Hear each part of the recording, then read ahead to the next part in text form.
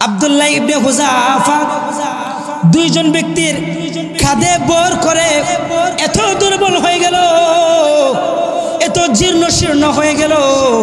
আব্দুল্লাহ ইবনে Hudhafa এরপরেও শুকরের গোশত খায় না।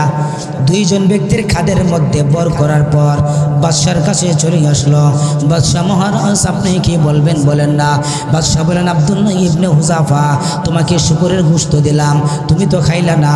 আমি তো তোমাকে মদ দিলাম, তুমি তো পান করলা না।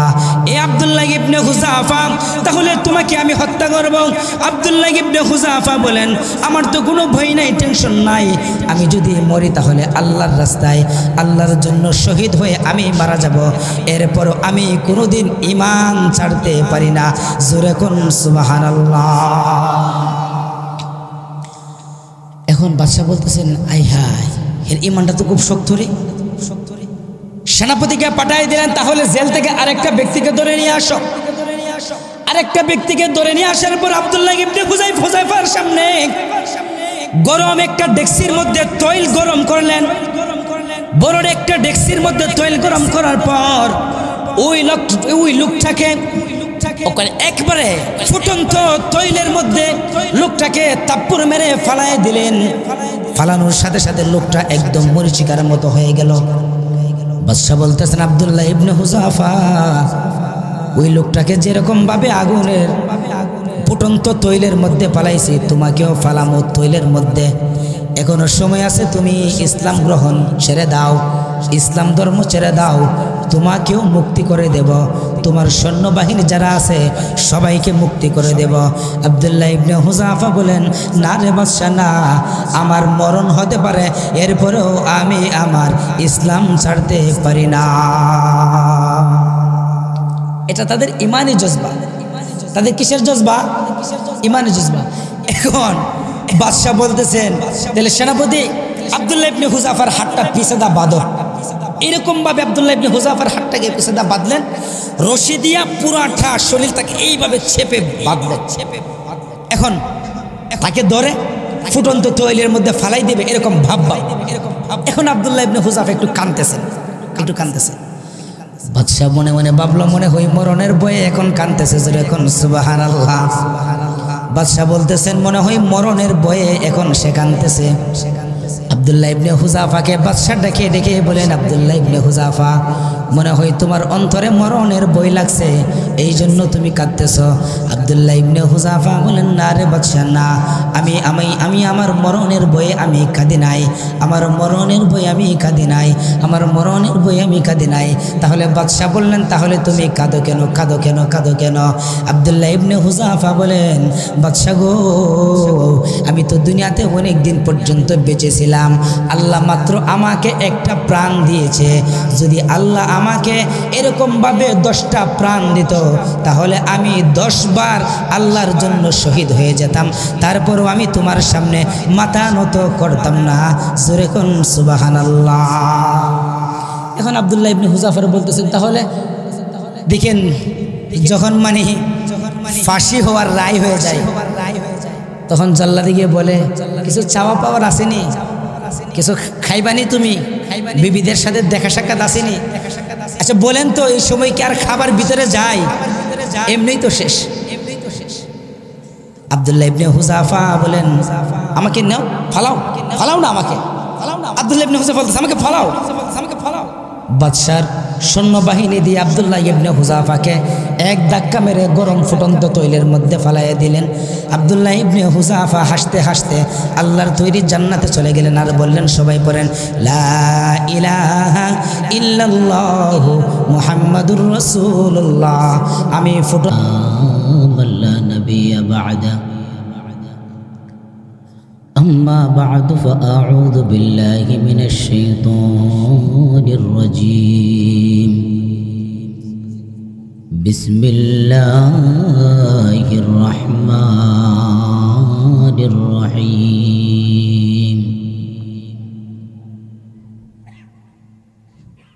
ألم تر إلى الذين يزعمون أنهم آمنوا بما أنزل إليك وما أنزل من قبلك يريدون أن يتحاكموا إلى الطاغوت وقد أمروا أن يكفروا به ويريد الشيطان أن يضلهم ضلالا بعيدا وقال النبي صلى الله عليه وسلم ثلاث من كن فيه وجد حلاوة الإيمان أن يكون الله ورسوله أحب إليه مما سواهما وأن يحب المرء لا يحبه إلا لله وأن يكره أن يعود في الكفر كما يكره أن يقذف في النار أو كما قال النبي عليه الصلاة والسلام সকলে দুরূদ ইব্রাহিম পড়েন আল্লাহুম্মা সাল্লি আলা মুহাম্মাদ ওয়া আলা আলি মুহাম্মাদ কামা সাল্লাইতা আলা ইব্রাহিম ওয়া আলা আলি ইব্রাহিম ইন্নাকা হামিদুম মাজিদ আল্লাহুম্মা বারিক আলা মুহাম্মাদ ওয়া আলা আলি মুহাম্মাদ কামা বারাকতা আলা ইব্রাহিম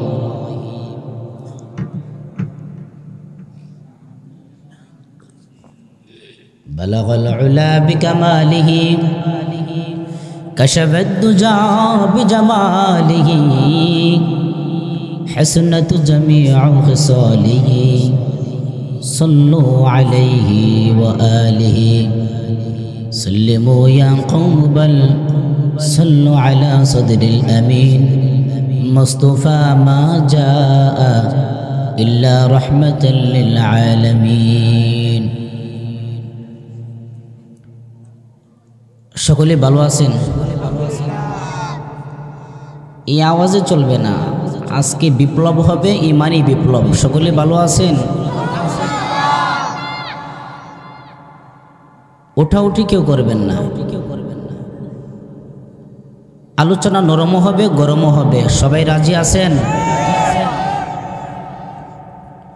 হুঙ্কার হবে হুঙ্কার ছাড়াও হবে মুসলমান হিসাবে জন্ম নিয়েছি বাঁচতে হলে মুসলমান হিসাবে বাঁচব তারপরেও কোনোদিন তাগুতের সামনে মাথা নত করব না এটাই আমাদের প্রমাণ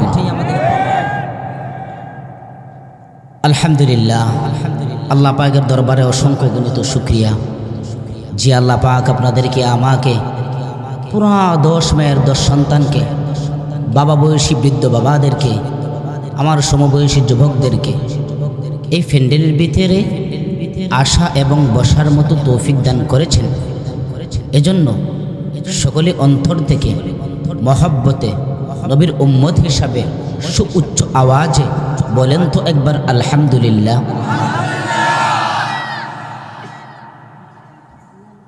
আমি যে আপনাদের সম্মুখে আয়াত তেলাওয়াত করেছি এই আয়াতের তাফসীর করার সময়ও হাতে নাই পরিবেশও এখানে নাই দরসের মধ্যে এগুলো আলোচনা হয় হ্যাঁ জি হ্যাঁ তবে এই আয়াতের সারসংক্ষেপ কিছু আলোচনা হবে এই আয়াতের ভিতরে ঈমান কতটুকু রক্ষা হবে এবং ঈমানের বিরোধী কি কি জিনিস ঈমান পরিপূর্ণ করতে গেলে কি কি জিনিস লাগবে সকলে শুনতে রাজি আছেন তো ইনশাআল্লাহ আল্লাহ পাক রব্বুল আলামিন দুনিয়াতে আমাদেরকে প্রেরণ করেছেন প্রেরণ করার পর আমাদেরকে মুসলমানের ঘরে জন্ম দিয়েছেন আমরা মুসলমানের ঘরে জন্ম নিয়েছি এজন্য আমরা খুবই গর্বিত কথা বলেন ঠিক কিনা মুসলমান তো গর্বিতই আমরা ঈমান কি জিনিস জীবনে বহু ওয়াজ শুনছেন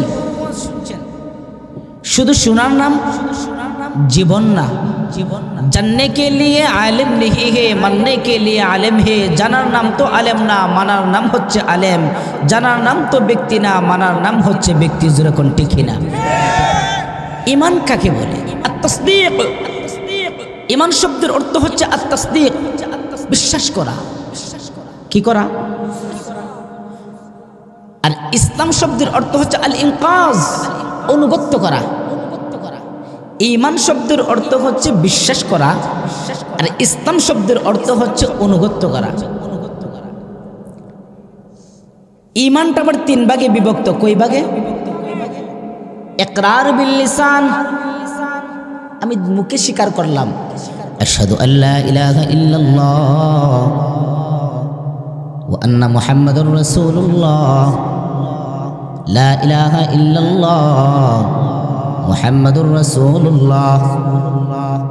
আমি স্বীকার করলাম, আমি মুখে মুখে স্বীকার করলাম আল্লাহ এক, নবী আলাইহিস সালাতু ওয়াস সালাম হচ্ছেন আল্লাহর বান্দা এবং রাসূল। মুখে স্বীকার করলাম। করেন না আপনারা? সবাই করেন। ইকরার বিল লিসান। তাসদীক বিল জানান 2 নাম্বার, অন্তরে বিশ্বাস করা। ও আমি তো জবানে পড়েছি লা ইলাহা ইল্লাল্লাহ মুহাম্মাদুর রাসূলুল্লাহ, আমি জবানে আমি ইকরার করেছি, বিশ্বাস করেছি। আমি এখন অন্তরে বিশ্বাস করতে হবে। জবানে স্বীকারোক্তি দিয়েছি, অন্তরেও বিশ্বাস করেছি। এটা হচ্ছে তাসদীক বিল জানান। 3 নাম্বার হচ্ছে আমল বিল আরকান, নামাজের মাধ্যমে, নামাজের প্র্যাকটিক্যালে, আমলের মাধ্যমে, আমলের প্র্যাকটিক্যালে ঈমানের পরিচয় দেওয়া। কথা কোন ঠিক কিনা? আপনি পড়েছেন লা ইলাহা ইল্লাল্লাহ মুহাম্মাদুর রাসূলুল্লাহ, ও আমি তো পড়েছি লা ইলাহা ইল্লাল্লাহ মুহাম্মাদুর রাসূলুল্লাহ, আমি মুখে মুখে স্বীকার করেছি। 2 নাম্বার হচ্ছে আমার অন্তরে আমি বিশ্বাস করেছি। 3 নাম্বার হচ্ছে আমল বিল আরকান, আমলের মাধ্যমে প্র্যাকটিক্যালে আল্লাহকে আপনি দেখাই দিলেন আল্লাহ আমি তো জবানেও স্বীকার করেছি, অন্তরে বিশ্বাস করেছি, আমলের মাধ্যমেও স্বীকার করেছি। এটা হচ্ছে তাসদীক, ঈমান। আর ইসলাম তো আল ইনকাজ, অনুগত্য করা। এখন আপনার ঈমানটা কতটুক আছে এখনই বোঝা যাবে। সূরা হুজরাত 26 নম্বর পারা 16 নম্বর পৃষ্ঠা 15 নম্বর আয়াতে আল্লাহ বলেন, ইন্নামাল মুমিনুনা আল্লাযীনা আমানু, ইন্নামাল মুমিনুনা বিল্লাযীনা আমানু, ইন্নামাল মুমিনুন, মুমিন তো ওই ব্যক্তি যারা আমানু বিল্লাহি ওয়া রাসূলিহি, যারা আল্লাহ এবং রাসূলের উপর ঈমান আনে, সুম্মা লাম ইয়ারতাবু, কিন্তু আল্লাহ এবং রাসূলের ব্যাপারে কোনো রকমের সন্দেহ করে না।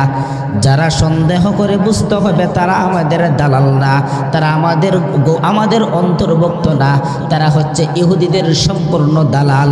যদি মুসলমান হয়ে থাকে তাহলে আল্লাহ এবং রাসূলের ব্যাপারে কোনো দিন সন্দেহ করবেন না। জোরে কোন ঠিক কিনা? সুম্মা লাম ইয়ারতাবু, আল্লাহকেও বিশ্বাস করেছে, নবীকেও বিশ্বাস করেছে। সুম্মা লাম ইয়ারতাবু, কিন্তু আল্লাহ এবং রাসূলের ব্যাপারে কোনো ধরনের সন্দেহ করে না। এই ব্যক্তি হচ্ছে মুমিন।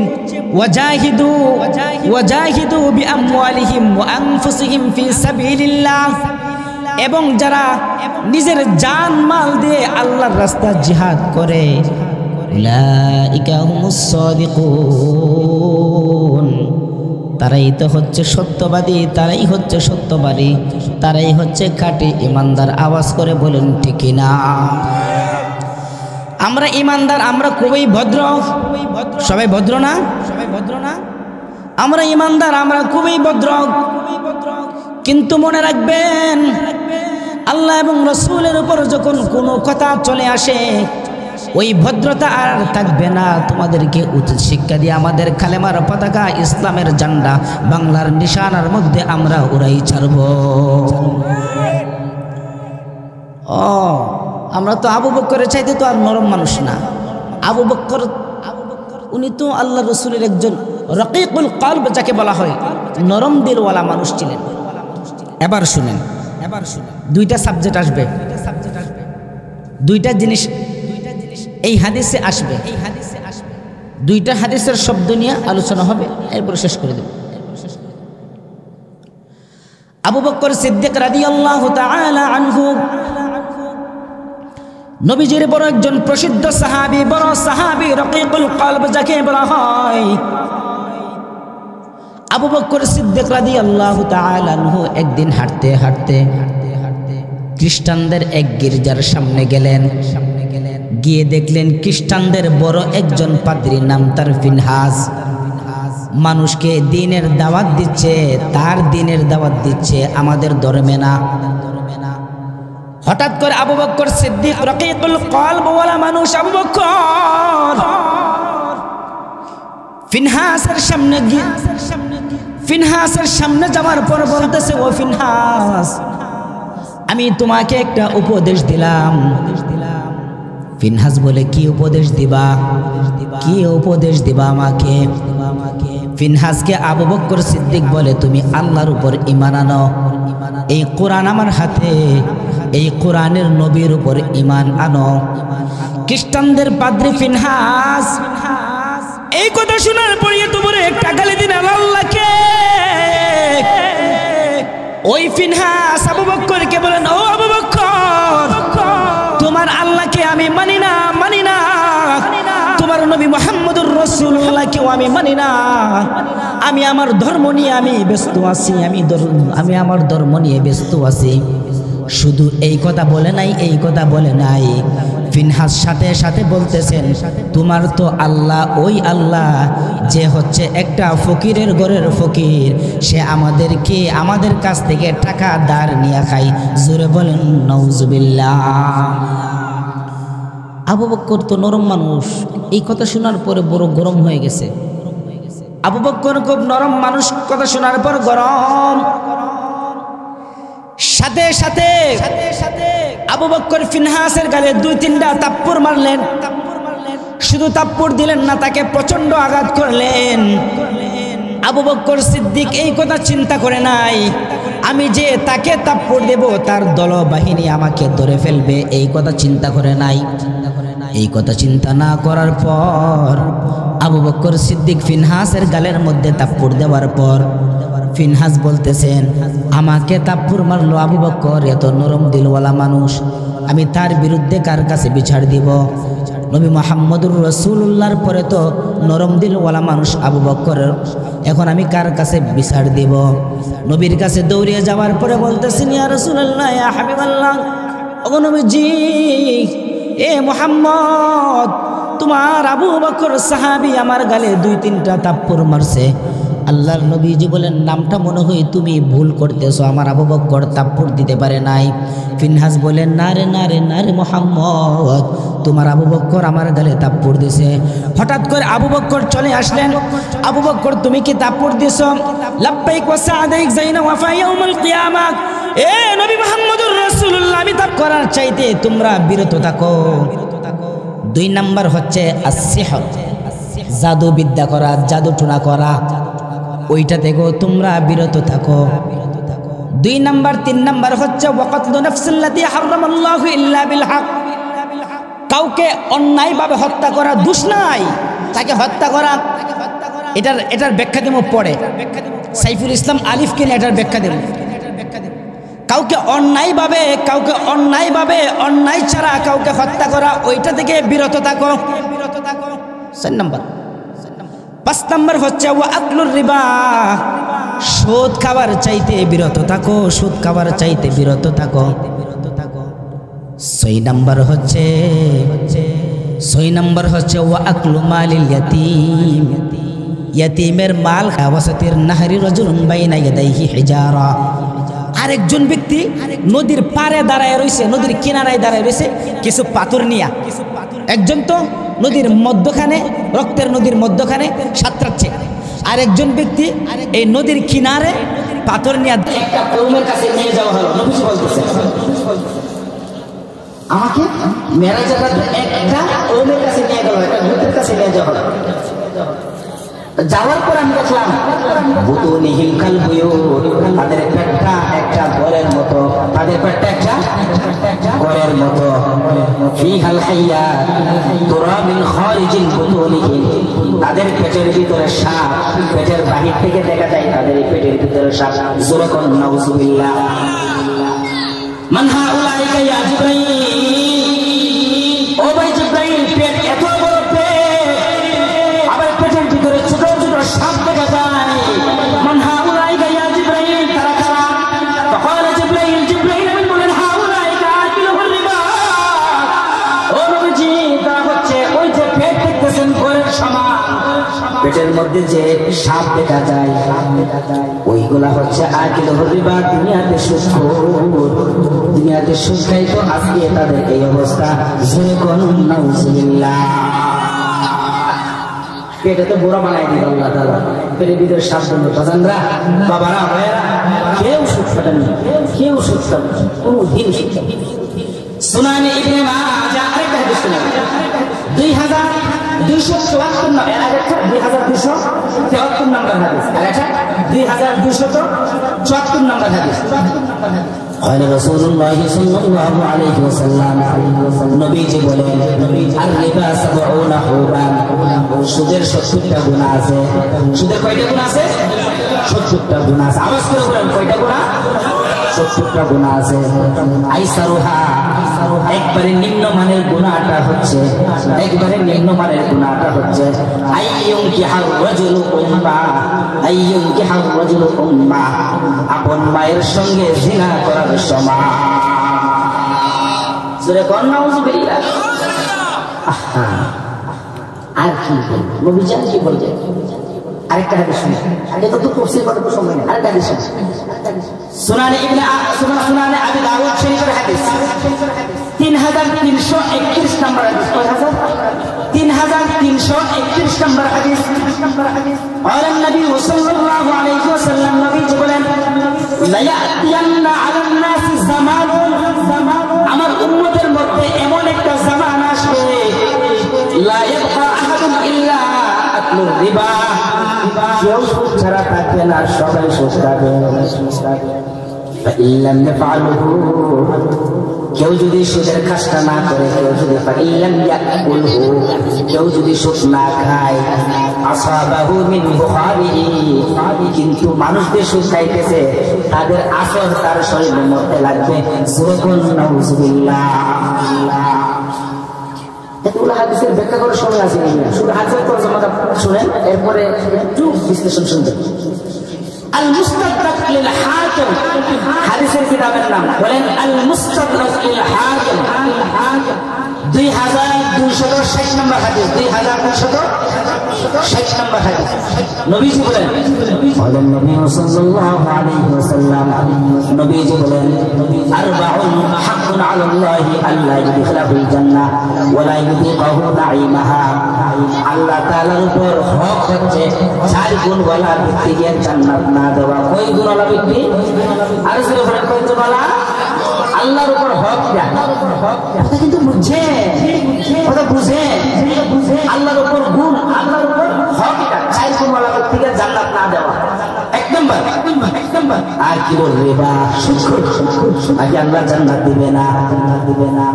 2 নম্বর হচ্ছে ওয়া আকলু মালিল ইয়াতীম, ইয়াতীমের মাল যারা খায় তাদেরকে আল্লাহ জান্নাত দিবে না।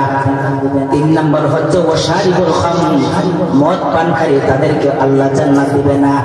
4 নম্বর হচ্ছে ওয়াল আকিবু লিল ওয়ালিদাইন, পিতামাতার অবাধ্য সন্তানদেরকে আল্লাহ জান্নাত দিবে না। এখন যুবক ভাই যারা আছে একটু সতর্কতাই, বিশেষ করে 2টার মধ্যে জড়িত আছে, শারিবুল খামর, মদ পান করা, অনেকটা জড়িত।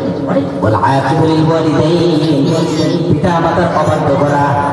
সাবধান, একটা মা 10 মাস 10 দিন এত কষ্ট করছে পেটে, একটা বাবা কত কষ্ট করে আপনার জন্য, আপনি তার অবাধ্য করবেন? অসম্ভব।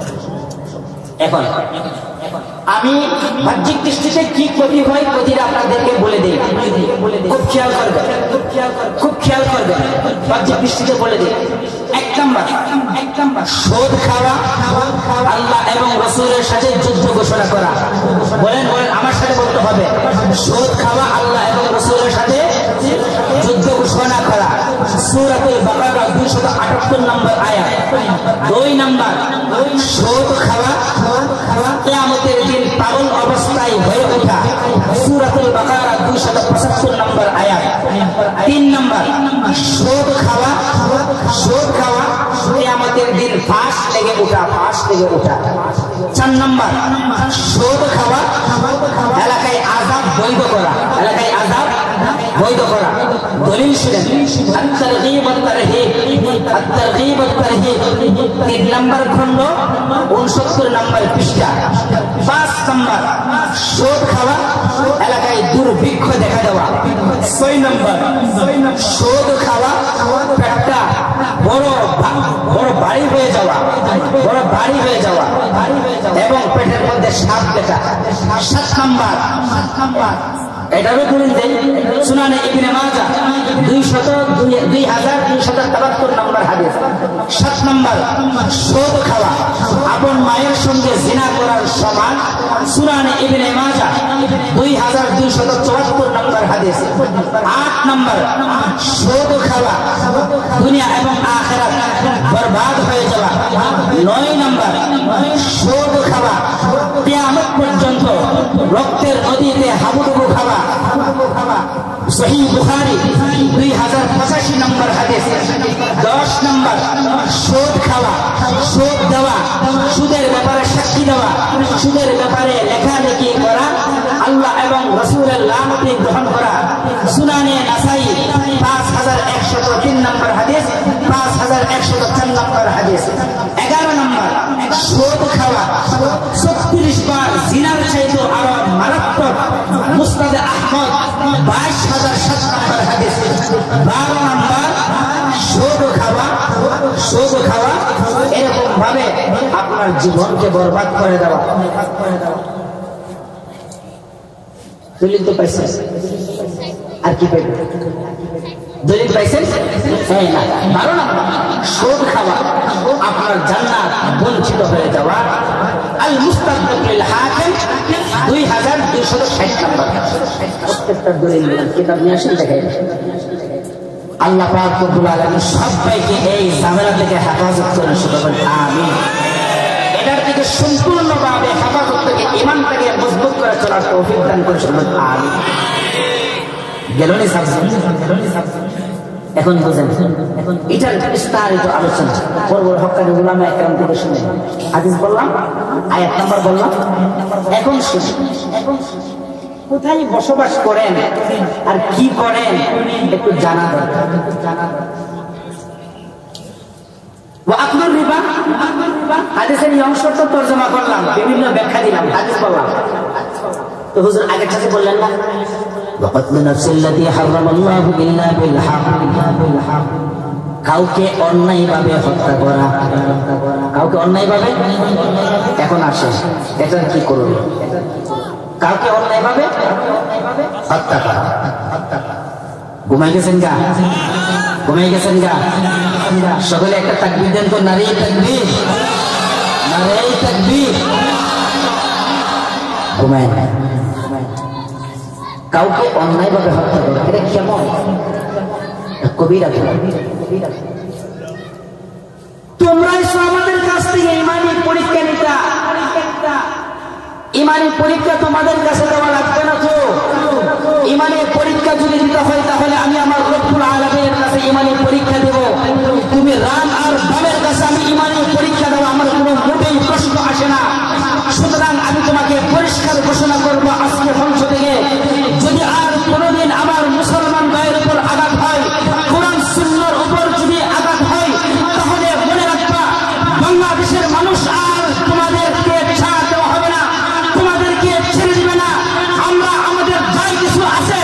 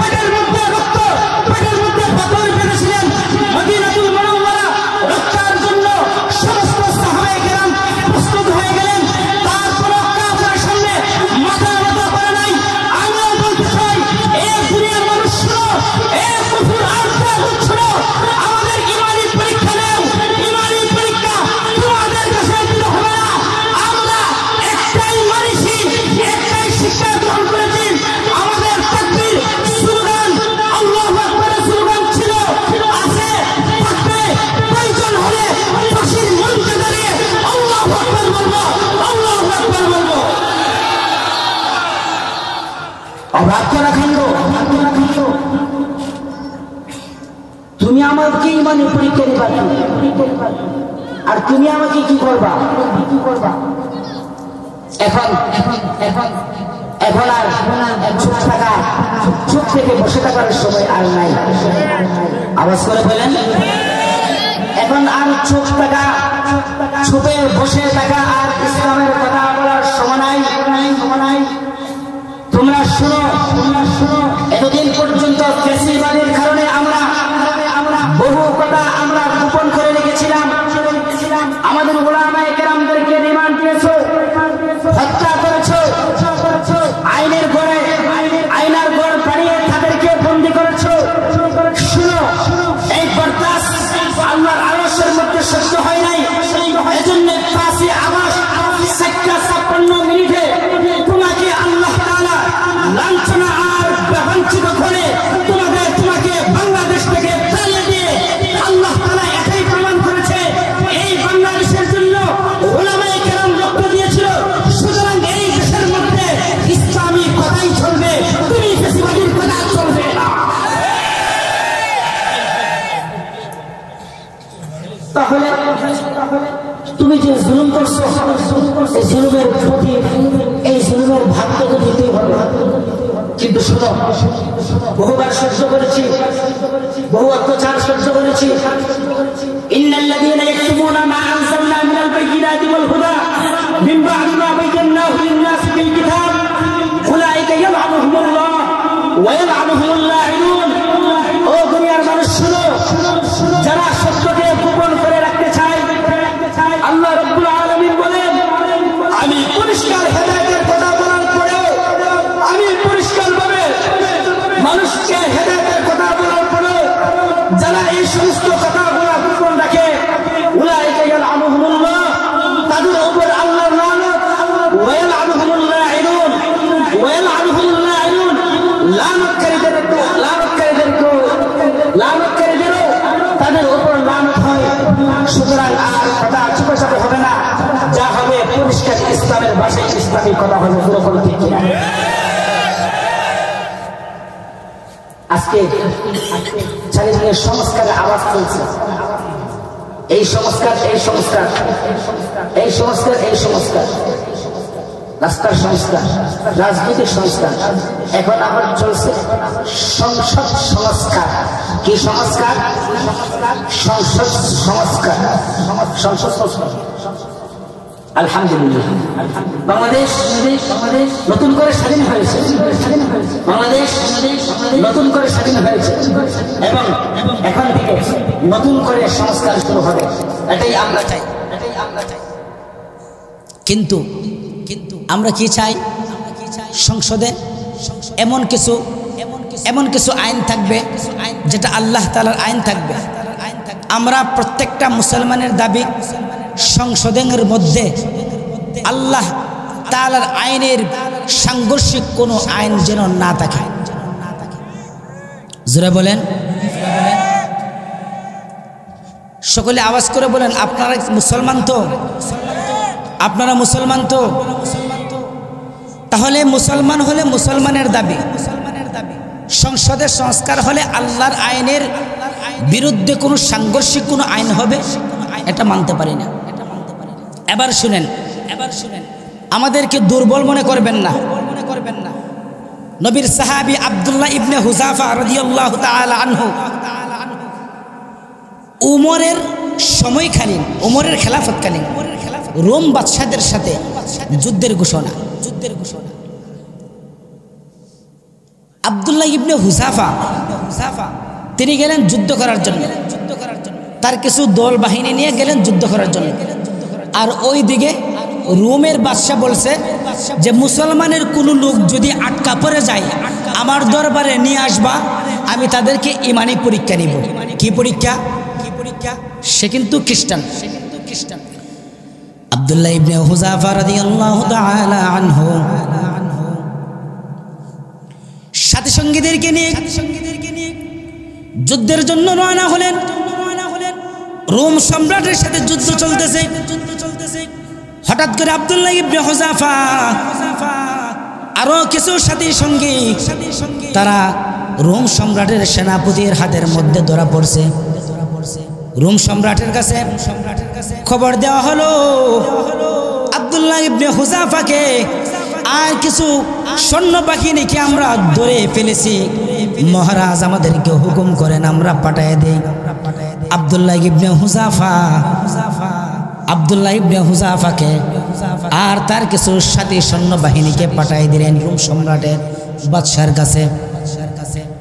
এখন কি হবে? বাদশা হয়তো তাকে হত্যা করবে, না হয় তাকে জেলে বন্দি করবে। আব্দুল্লাহ ইবনে হুযাফাকে দেখার পর বাদশা বলতেছেন, ও আব্দুল্লাহ ইবনে হুযাফা, তুমি আমার চেয়ারে এসে বসো। আব্দুল্লাহ ইবনে হুযাফা খুব আনন্দ হয়ে গেলেন। বাদশার বুঝি দয়া মায়া লাগছে, এজন্য বাদশা তার পাশের চেয়ারে আমাকে বসাইছে। পাশে যত ইহুদি বেঈমান ছিল তারা সবাই আশ্চর্য হয়ে গেল। আব্দুল্লাহ ইবনে হুযাফাকে হয়তো হত্যা করবে, না হয় জেলে দেবে, কিন্তু বাদশা তো ওইটা না করে আব্দুল্লাহ ইবনে হুযাফাকে পাশে আইনা বসাইলেন। বাদশা বলতেছেন, ও আব্দুল্লাহ ইবনে হুযাফা, তোমাকে আমি কয়েকটি প্রশ্ন করব, তোমাকে আমি মারব না, তোমাকে আমি জেলে পাঠাবো না, তোমাকে আমি কিচ্ছু করব না। তোমার প্রতি আমার ভালোবাসা আছে, তোমার প্রতি আমার আন্তরিকতা আছে। তুমি আমার প্রস্তাবে রাজি হয়ে যাও। আমার এই অর্ধেক রাজ্য তোমার নামে আমি লিখে দেব। আব্দুল্লাহ ইবনে হুযাফা চুপ করে বসে বসে শুধু শুনতেছে, কিছু বলে নাই। আব্দুল্লাহ ইবনে হুযাফা, তোমাকে আমি জেলে বন্দি করব না, তোমার সাথী সঙ্গীদেরকেও আমি জেলে বন্দি করব না, তাদেরকে আমি ছেড়ে দেব। আমার ঘরে একটা সুন্দরী রূপসী কন্যা আমার আছে, ওই কন্যাটাকে তোমার কাছে বিয়ে দেব। তুমি আমার রাজত্ব ভোগ করবা। আব্দুল্লাহ ইবনে হুযাফা, তবে সমস্যা হইল তোমার মধ্যে আমার মধ্যে একটা বাধা হয়ে গেছে। কি বাধা? বাদশা বলেন, আব্দুল্লাহ ইবনে হুযাফা, তুমি জানো না কি বাধা? তুমি তো মুসলমান, আমি হলাম খ্রিস্টান, আর না হই সব ঠিকঠাক। তুমি এখন মুসলমানের ধর্মগ্রন্থ বাদ দিয়া আমার খ্রিস্ট ধর্ম গ্রহণ করো। জোরে কোন নাউজুবিল্লাহ। আব্দুল্লাহ ইবনে হুযাফা এ কথা শোনার পর চোখ লাল হয়ে গেছে, ইমানি জজবা তার আরো বেড়ে গেছে। ইন্নামাল মুমিনুনা আল্লাযীনা ইযা যুকিরাল্লাহু ওয়াজিলাত কুলুবুহুম ওয়া ইযা তুলিয়াত আলাইহিম আয়াতুহু যাদাতহুম ঈমানান ওয়া আলা রাব্বিহিম ইয়াতাওয়াক্কালুন। ইমানদার ব্যক্তি তাদের ঈমান শুধু বাড়ে আর বাড়ে। আব্দুল্লাহ ইবনে হুযাফা বলেন, এই অসভ্য বাদশা শোন, এই বেয়াদব জানোয়ার বাদশা শোন, আমি তোর মেয়ের লোভ আমার ভিতরে নাই, তোর কন্যা সন্তানের লোভ আমার ভিতরে নাই, তোর রাজত্বের লোভ আমার ভিতরে নাই। আমি আব্দুল্লাহ ইবনে হুযাফা কোনোদিন আমার ইসলাম ত্যাগ করে তোর খ্রিস্ট ধর্ম গ্রহণ করতে পারি না। কয়েকটা গালি দিছে। গালি দেওয়ার পরে বাদশার মেজাজ গরম হয়ে গেছে, আমাকে গালি দিল। এখন আব্দুল্লাহ ইবনে হুযাফার কথা শুনে বাদশা একটা পর্দার আড়ালে চলে গেছে। সেনাবাহিনী পাঠাইছে, যাও জেলে বন্দি করো, তাকে খানা পিনা কিচ্ছুই দিবা না। আব্দুল্লাহ ইবনে হুযাফাকে জেলের মধ্যে বন্দি করলেন, খানা পিনা কিছু নাই। এক সপ্তাহ চলে গেল, খানা পিনা কিছু নাই। দৈহিকভাবে খুব দুর্বল হয়ে গেল, শারীরিকভাবে জীর্ণশীর্ণ হয়ে গেল। ও তুমি আর আমি তো একবেলা খাবার না পাইলে মাথা গরম।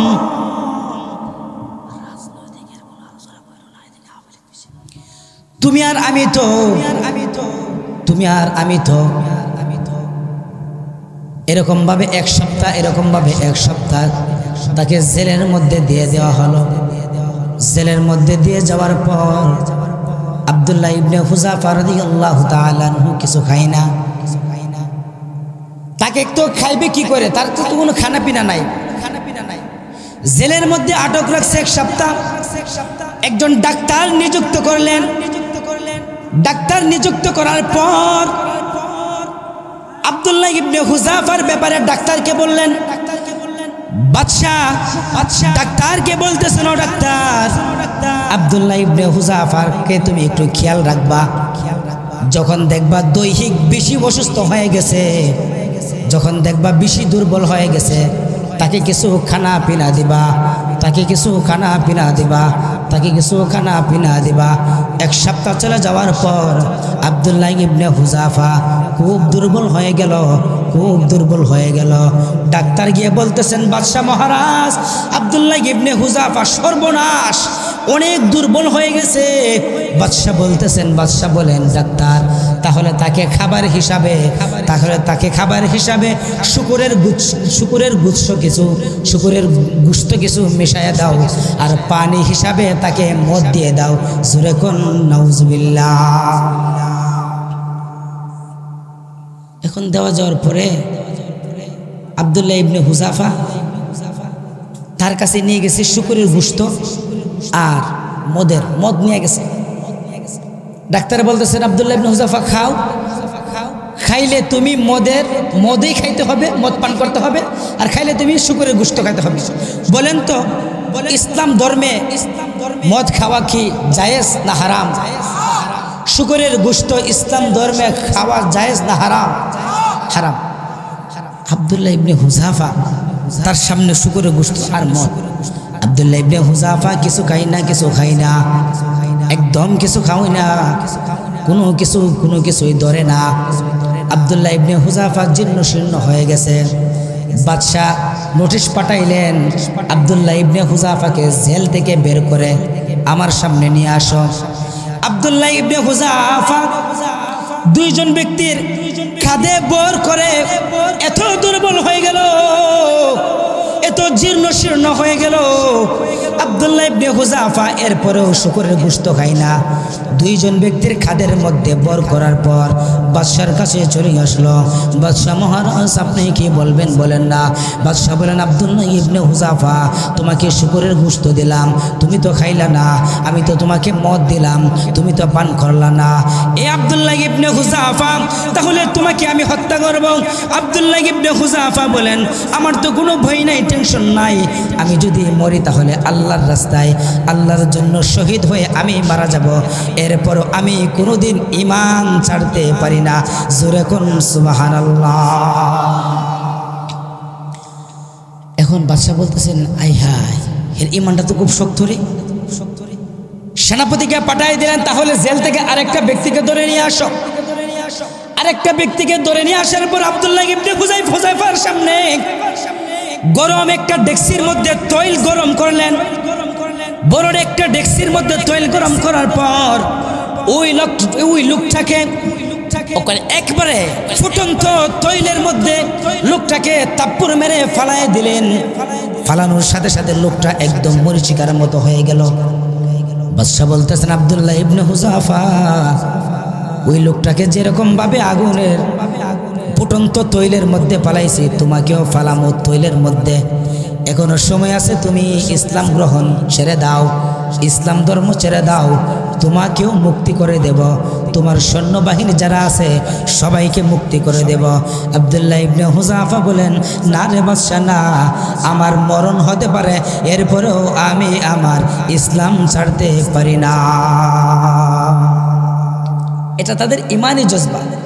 তাদের কিসের জজবা? ইমানি জজবা। এখন বাদশাহ বলতেছেন, তাহলে সেনাপতি, আব্দুল্লাহ ইবনে হুযাফার হাতটা পিছাদা বাঁধো। এরকম ভাবে আব্দুল্লাহ ইবনে হুযাফার হাতটাকে পিছাদা বাঁধলেন, রশি দিয়া পুরাটা শরীরটাকে এইভাবে চেপে বাঁধলেন। এখন তাকে ধরে ফুটন্ত তৈলের মধ্যে ফালাই দিবে এরকম ভাববা। এখন আব্দুল্লাহ ইবনে হুযাফা একটু কাঁদতেছেন। বাদশাহ মনে মনে ভাবলো, মনে হয় মরণের ভয়ে এখন কাঁদতেছে। এখন সুবহানাল্লাহ। বাদশাহ বলতেছেন, মনে হয় মরণের ভয়ে এখন সে কাঁদতেছে। আব্দুল্লাহ ইবনে হুযাফাকে বাদশা ডেকে ডেকে বলেন, আব্দুল্লাহ ইবনে হুযাফা, মনে হয় তোমার অন্তরে মরণের ভয় লাগছে, এই জন্য তুমি কাঁদতেছ। আব্দুল্লাহ ইবনে হুযাফা বলেন, না রে বাদশা, না, আমি আমার মরণের ভয়ে আমি কাঁদি নাই, আমার মরণের ভয়ে আমি কাঁদি নাই, আমার মরণের ভয়ে আমি কাঁদি নাই। তাহলে বাদশা বললেন, তাহলে তুমি কাঁদো কেন, কাঁদো কেন, কাঁদো কেন? আব্দুল্লাহ ইবনে হুযাফা বলেন, বাদশা গো, আমি তো দুনিয়াতে অনেক দিন পর্যন্ত বেঁচেছিলাম, আল্লাহ মাত্র আমাকে একটা প্রাণ দিয়েছে, যদি আল্লাহ আমাকে এরকমভাবে 10টা প্রাণ দিত তাহলে আমি 10 বার আল্লাহর জন্য শহীদ হয়ে যেতাম, তারপরও আমি তোমার সামনে মাথা নত করতাম না। জোরে কোন সুবহানাল্লাহ। এখন আব্দুল্লাহ ইবনে হুযাফা বলতেছেন, তাহলে দেখেন যখন ফাঁসি হওয়ার রায় হয়ে যায়, তখন জল্লাদি গিয়ে বলে, কিছু চাওয়া পাওয়ার আসেনি, কিছু খাইবানি, তুমি বিবিদের সাথে দেখা সাক্ষাৎ আসেনি? আচ্ছা বলেন তো, এই সময় কি আর খাবার ভিতরে যায়? এমনিই তো শেষ। আব্দুল্লাহ ইবনে হুযাফা বলেন, আমাকে নাও, ফালাও, ফালাও না আমাকে। আব্দুল্লাহ ইবনে হুযাফা বলতেছে, আমাকে ফালাও, আমাকে ফালাও।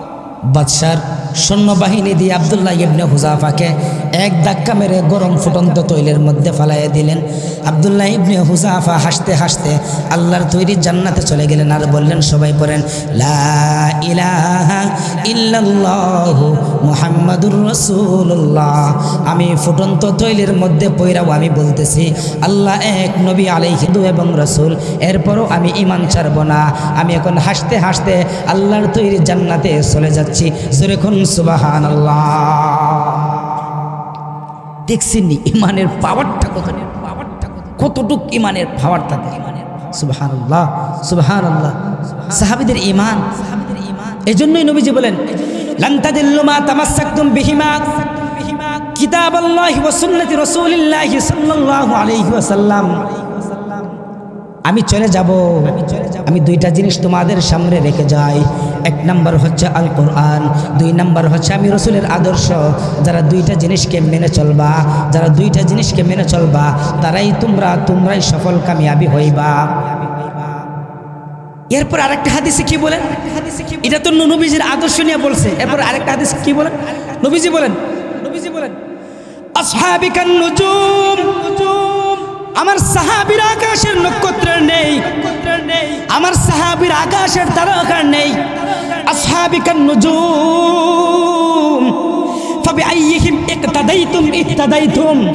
আমার যে কোনো সাহাবীর মাপকাঠি যদি তোমরা মেনে চলো, তাহলে তোমরা আমার সাহাবীর আদর্শ যদি মানতে পারো, যদি মাপকাঠি মাইনা চলতে পারো, তাহলে কেমন যেন সরাসরি আমি রসুলের মাপকাঠি মাইনা চললা। জোরে কোন সুবহানাল্লাহ। ওই আদর্শ কার মধ্যে আছে? উলামায়ে কেরামের মধ্যে আছে। শিখবেন, আলেম উলামাদের কাছ থেকে শিখবেন। হুজুর আমি তো একটা মাসআলা পারি না, মাসআলাটা বলে দেন। ইমাম সাহেবের কাছ থেকে শিখবেন, আলেম উলামাদের কাছ থেকে শিখবেন। যারা বসে রয়েছে হাফেজ সাহেবদের, তাদের কাছ থেকে শিখবেন। একটা কোরআন আয়াত শিখবেন। কারণ কি জানেননি? কারণ উলামায়ে কেরামরাই আল্লাহ তাআলাকে ভয় করে বেশি। ইন্নাল উলামা ওয়ারাসাতুল আম্বিয়া, উলামায়ে কেরামই হচ্ছে নবীদের ওয়ারিস। এরকম ঠিক কিনা? ইন্নাল উলামা ওয়ারাসাতুল আম্বিয়া ওয়া ইন্নাল আম্বিয়া লাম ইউরিসু দিনারা ওয়ালা দিরহামা। আমরা তো উলামায়ে কেরাম, তারা দিনার দিরহামের কোন ওয়ারিস না। কিসের ওয়ারিস? ইলমের ওয়ারিস। কিসের ওয়ারিস? আপনারা যদি ঈমানকে পরিপূর্ণ করেন, তাহলে আল্লাহ তাআলার কাছে যা চাইবেন তাই দিবে। শাহজালাল ইয়ামানী রাহমাতুল্লাহি আলাইহি সবাই তো নাম জানেন। তাদের তার ঈমানের পাওয়ারের কারণে রাজা গৌরগোবিন্দ টিকতে পারে। রাজা গৌরগোবিন্দ টিকতে পারে নাই। একটা আজানের ধ্বনির কারণে রাজা গৌরগোবিন্দের পুরোটা বিল্ডিং তছনছ হয়ে গেছে। জোরে কোন ঠিক কিনা? রাজা গৌরগোবিন্দ টিকতে পারে নাই। শাহজালাল ইয়ামানী রাহমাতুল্লাহি আলাইহি এত বড় ঈমানি পাওয়ারওয়ালা মানুষ ছিলেন শাহজালাল ইয়ামানী রাহমাতুল্লাহি আলাইহি। এই ওলি আল্লাহর বাংলাদেশ, এই শহীদ গাজীর বাংলাদেশ, কবুল করুন আল্লাহ, রহম করুন আল্লাহ। বলেন সবাই, এই ওলি আল্লাহর বাংলাদেশ, এই শহীদ গাজীর বাংলাদেশ, কবুল করুন আল্লাহ, রহম করুন আল্লাহ, কবুল করুন আল্লাহ, রহম করুন আল্লাহ। আল্লাহ তোমার প্রেমে শহীদ যারা, তোমার প্রেমে শহীদ যারা, আমরা তাদের বংশধর, আমরা তাদের বংশধর, তাদের পথে তাদের মতে কবুল করুন আল্লাহ, রহম করুন আল্লাহ, কবুল করুন আল্লাহ, রহম করুন আল্লাহ। এই শাহ জালালের বাংলাদেশ, শাহ পরাণের বাংলাদেশ, এই শাহ জালালের বাংলাদেশ, শাহ পরাণের বাংলাদেশ, তাদের পথে তাদের মতে কবুল করুন আল্লাহ, রহম করুন আল্লাহ, কবুল করুন আল্লাহ, রহম করুন আল্লাহ। এরে দুনিয়ার মানুষ, এরে আমার সমবয়সী যুবক ভাই, আর সময় নষ্ট করবেন না। যে হাদিসগুলা বলেছি, ওই হাদিসগুলোর উপর পরিপূর্ণভাবে আমল করার জন্য সবাই তৈরি আছেন কিনা? আরো জোরে বলেন, আছেন কিনা? প্রতিটা হাদিসের উপর আমল করার চেষ্টা করবেন, আল্লাহ তাআলা জীবনের সফলতা আপনাদেরকে দিয়ে দেবেন। বড় হুজুর রহমাতুল্লাহি আলাইহি, হুজুর প্রায় সময় একটা কথা বলতেন। আল্লামা শেখ সাজিদুর রহমান সাহেব দামাত বারকাতুহুম হুজুরে বলেছিলেন, বড় হুজুর রহমাতুল্লাহি আলাইহি দরসের মধ্যে একটা কথা প্রায় সময় বলতেন, একটা হাদিসের উপর যদি কোনো মানুষ, কোনো মুসলমান যদি পরিপূর্ণ আমল করে যায়, তাহলে তার জীবন সফল হয়ে যায়, জীবন কামিয়াব হয়ে যায়। ইমানের পাওয়ার সাহাবায়ে কেরাম যেরকম ছিলেন, তাবিঈনের জামানায় ছিলেন, বড় উলামায়ে কেরামের জামানায় ছিলেন। আশরাফ আলী থানভী রাহমাতুল্লাহি আলাইহি থেকে নিয়ে আজও পর্যন্ত যারা প্রকৃত মুমিন, বড় হক্কানি উলামায়ে কেরাম, তাদের মধ্যে এখনো পর্যন্ত প্রকৃত ইমানের ছোঁয়া একটু আছে। পরিপূর্ণ সাহাবীদের মতো না থাকতে পারে, কিন্তু একটু হলেও আছে। আর এই একটু, এরকম একটু আপনি যদি তাদের কাছ থেকে একটু ইমানি ছোঁয়া নিতে পারেন, তাহলে আপনার জীবনও সফল হয়ে যাবে। জোরে কোন ঠিক না? হযরত বেলাল হাবশী রাদিয়াল্লাহু তাআলা আনহু হুজুর চলে আসছেন। হযরত বেলাল হাবশী রাদিয়াল্লাহু তাআলা আনহু কিরকম ঈমানওয়ালা মানুষ ছিলেন, কেমন জজবাওয়ালা মানুষ ছিলেন। হযরত বেলাল হাবশী রাদিয়াল্লাহু তাআলা আনহু, হযরত বেলাল হাবশী রাদিয়াল্লাহু তাআলা আনহু যার বুকের মধ্যে বড় পাথর দিয়া মরুভূমির মধ্যে টেনে টেনে হেঁচড়াই নিতেন। আর হযরত বেলালকে বলতেন, বেলাল তুমি তোমার ইসলাম ছেড়ে দাও। বেলাল বলেন, না রে বেঈমান, না, কাফেরের দল, আমার জীবন যেতে পারে, আমি হযরত বেলাল, আমি বেলাল কোনোদিন মুহাম্মদের ধর্ম ত্যাগ করতে পারি নাই। আমি বলছি আহাদ সামাদ, আল্লাহ এক, হযরত নবী মুহাম্মদুর রাসূলুল্লাহ আল্লাহর বান্দা এবং রাসূল। আমাকে মেরে ফেলতে পারো, আমি হযরত বেলাল কোনোদিন আমার ইসলাম ছাড়তে পারি নাই। হযরত বেলালকে মরুভূমির মধ্যে টেনে টেনে তার শরীরের মধ্যে ঘা হয়ে যেত, ওই ঘার মধ্যে আবার কিছু জ্বলন্ত আগুনের আংরা ছেড়ে দিত। হযরত বেলালকে বলতেন, আহাদ আহাদ আহাদ। কাফেররা বলেন, বেলাল আবার কি বলে, বেলাল আবার কি বলে? বেলাল বলেন, না রে, আমি তো এমন একজন মালিকের নাম নিয়েছি, যে মালিক হচ্ছে তোমাদেরও মালিক, আমাদেরও মালিক, আমারও মালিক। ওই মালিকের নাম কি? একবার জোরে বলেন, আল্লাহু আকবার। ওইটাই তো আদর্শ। আল্লাহ পাক রব্বুল আলামিন সবাইকে যেন পরিপূর্ণ আদর্শ গ্রহণ করার তৌফিক দান করেন। পবিত্র কোরআনে আছে, লাকাদ কানা লাকুম ফি রাসূলিল্লাহি উসওয়াতুন হাসানাহ। পুরাটা রাসূলের 63 বছরের জিন্দেগি একটা আদর্শ, পুরো নবীজির একটা 63 বছর জিন্দেগি আদর্শ। এটাই একটা নবীর আদর্শকে ধরে রাখা, নবীজির আদর্শ গ্রহণ করা, এটা একটা ইমানের অংশ। শুধু ইমানের অংশ না, নবীর আদর্শ যদি পরিপূর্ণ না থাকে তাহলে সে ইমানদারি। আরো কতগুলো হাদিস আপনারা এই বিষয়ে 197 নাম্বার 197টা হাদিস, প্রত্যেকটা হাদিস আজকে বলার ইচ্ছাই ছিল। 197 নাম্বার হাদিস, প্রতিটা হাদিস আমি এখন জায়গায় দাঁড়িয়ে আমি বলার ইচ্ছা ছিল। নবীজির 63 বছর শামাইলে তিরমিজি, শামাইলে মুহাম্মদিয়া, শামাইলে তিরমিজির মধ্যে কিরকম তার সিরত আর ইমানের অংশ, সুনানে আবু দাউদ সহ, সুনানে ইবনে মাজার মধ্যে সহ, সহিহ বুখারীর মধ্যে সহ প্রতিটা জুজ মিলায়া 197টা নাম্বার হাদিস। প্রত্যেকটা হাদিসের তরজমা আর প্রত্যেকটা হাদিসের ব্যাখ্যা দেখলে আপনি অবাক হয়ে যাবেন। নবীজির এত কষ্ট করছেন, এত কষ্ট, সাহাবায়ে কেরাম এত কষ্ট করছেন, তাদের ঈমানের জজবা কেমন ছিল। আজকে থেকে আপনারা এখান থেকে ওয়াদাবদ্ধ হবেন, ফজরের নামাজ আজকে থেকে কেউ ছাড়বেন, জোরে বলেন ছাড়বেন, মা বাবার সাথে অবাধ্য আচরণ করবেন, সুদ খাবেন, ঈমানকে ধরে রাখবেন,